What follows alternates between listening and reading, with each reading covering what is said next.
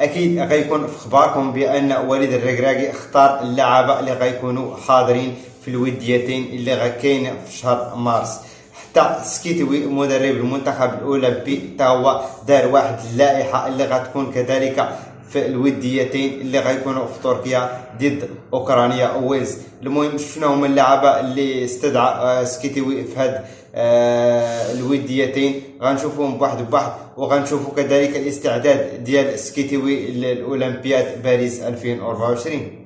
المهم ما تنساو تشتركوا في القناه وتخليوا واحد لايك، وخليكم نتلاقاو بعد الفاصل. المهم المدرب ديال المنتخب الاولمبي المدرب سكيتوي اللي عوض عصام الشرعي اعلن هاد الايامات على اللائحه النهائيه اللي غتكون حاضره في اولمبياد باريس 2024 اللي ما بقى لها والو، تقريبا 4 شهور، تقريبا في شهر 7 غادي تكون.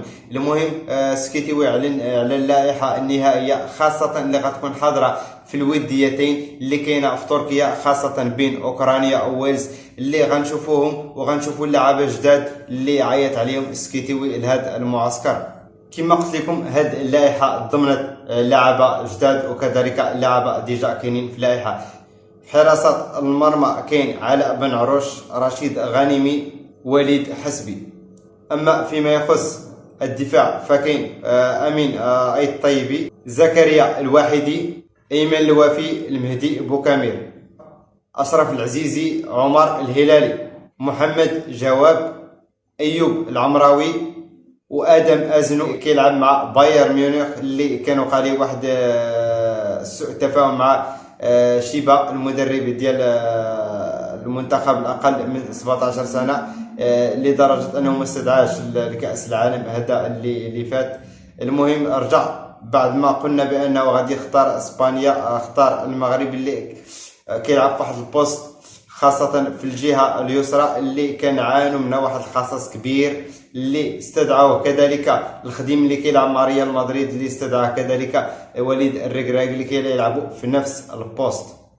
اما فيما يخص وسط الميدان فكاين بنجامين مشواري اللي معروف هذا كيلعب ديجا مع المنتخب المغربي، اسامه تيرغالين، ياسين كيشتا، مهدي مبارك، ايمن موفق، محمد نصوح، ويونس طه.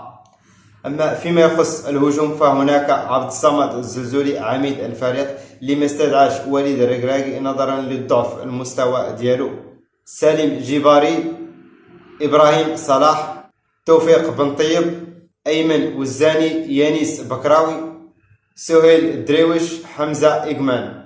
المهم هذه هي اللائحه اللي استدعى سكيتوي الفريق المنتخب الاولمبي اللي كنتمنى المدرب ديالنا سكيتوي التوفيق اللي معروف عليه بالصرامه ديالو، وكذلك الوقت اللي ما تبقاش بزاف الاولمبياد باريس 2024 تقريبا اقل من 3 شهور.